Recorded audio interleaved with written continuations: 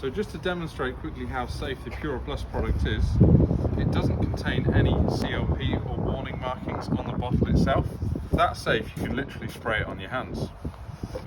On a surface, a porous surface that's covered in mold spores, simply spray the product on, use the brush to activate it, you leave it to dry for about 60 minutes, and then you use the microfiber cloth to wipe away those mold spores.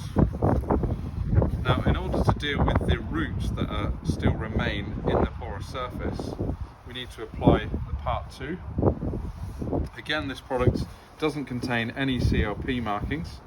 It's completely safe to use, even safe to spray on your hands.